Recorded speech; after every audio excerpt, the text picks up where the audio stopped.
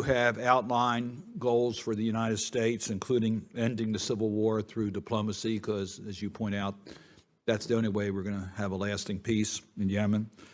The security of our partners, particularly the security of the Kingdom of Saudi Arabia, and to recognize the Iran malign influence in dealing with that, and addressing humanitarian crisis, including civilian casualties, and the response to the civilian population. So, Mr. Karem, I'm going to start with you in regards to the U.S. military assistance that we give to the kingdom. You said that is to embolden their capacity and to reduce non-combatant casualties. Last March, the SITCOM commander, General Votel, stated that the United States government does not track the end results of the coalition missions it refuels and supports with targeting assistance. So my question to you is, how do you determine that we are effectively reducing the non-combatant casualties if we don't, in fact, track the results of the kingdom's military actions? Senator, thank you.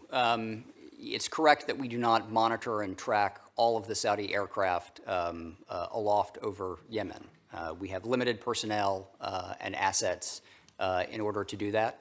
And CENTCOM's focus has obviously been on our own operations in Afghanistan, in Iraq, and in Syria. I understand that. So, but my question is, our stated mission is to reduce non-combatant casualties. If we don't track, how do we determine that?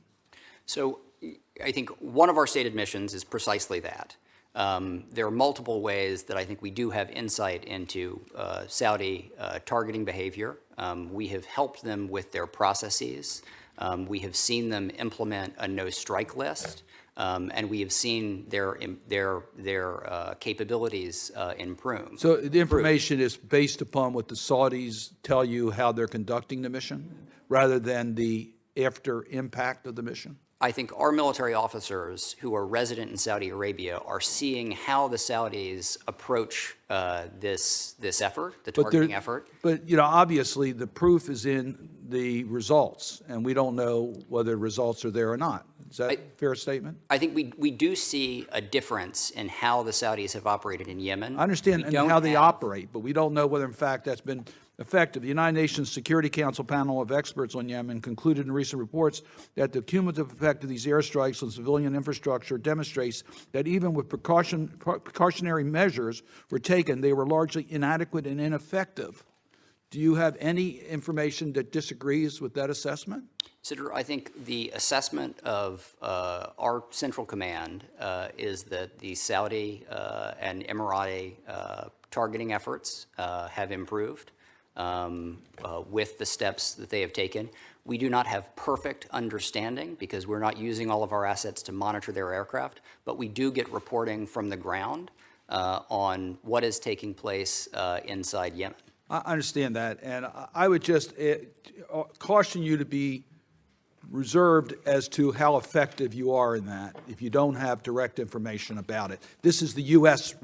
reputation is that online, and we expect you to know if you report something. If you can't report it, fine, but don't make statements that you can't back up. That's be my caution to the way you advertise it. I want to ask one other question, if I might, on Iran's influence. How effective have we been in stopping the Iranian influence in that region? It seems like they're extremely active. I think it's extraordinarily difficult, given the breadth of Iran's access throughout the region and how aggressive the Iranians have been over many, many years to put in place surrogates and access and influence. So we're not effective? No, I think we are increasingly effective. The United States cannot do it alone.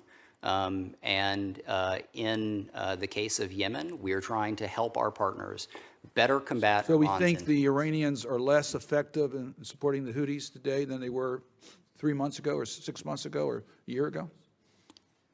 I think we are getting better at mobilizing an international effort to put pressure on Iran. Are we better today than a year ago with the Iranians? I think the Iranians are under more pressure today, but their ability to operate remains a significant point of concern for the United States. Thank you, Mr. Chairman.